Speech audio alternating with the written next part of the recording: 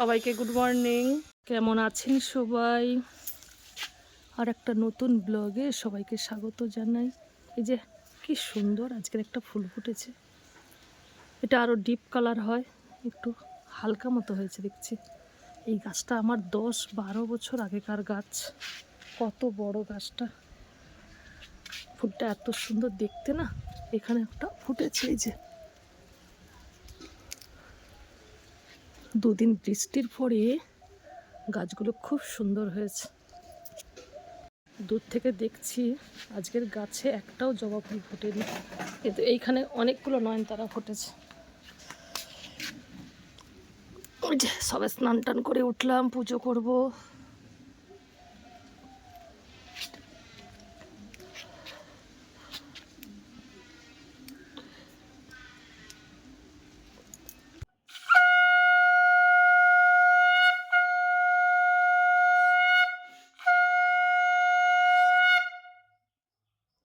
আজ কি রান্না করছি দেখাই। আজকে চিংড়ির শাক রান্না করব।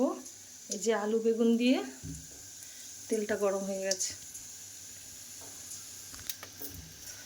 তেলের ওপরে ফোড়ন দিয়ে দিয়েছি। তেজপাতা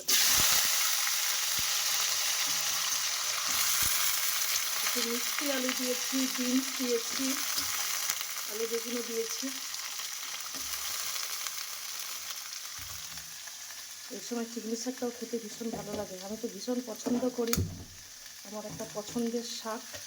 আর এই আলুর দম বানাবো, ছোটো আলুর দম, প্রেসার কুকারে সিদ্ধ করে নিয়েছি। শাকটা মজে গেছে, এবারে একটু থেকে পরিমাণ মতো একটু লঙ্কা গুঁড়ো দিলাম, একটু হলুদ গুঁড়ো দিলাম। অনেকেই আবার জিজ্ঞাসা করেন যে চিংড়ির শাক কি? এটা এক ধরনের শাক, এই গ্রীষ্মকালেই পাওয়া যায়। একটু সরষে বাটাও দিয়ে দিয়েছি পরিমাণ মতো। আপনারা কে কে পছন্দ করেন কমেন্ট করে জানাবেন। একটু চিংড়ি শাকটা হয়ে গেছে, ঢেলে নেবো। আলুটাকেও ছাড়িয়ে নিয়েছি। এই সময় না এই যে ছোটো ছোটো আলু, এর বেশ দম খেতে ভালো হয়, আমি তো ভীষণ ভালোবাসি। হয়ে গেছে, এবার গ্যাস স্টপ করে দেবো। আমার মতো কে কে এরকম ছোটো আলুর দম খেতে ভালোবাসেন কমেন্ট করে জানাবেন।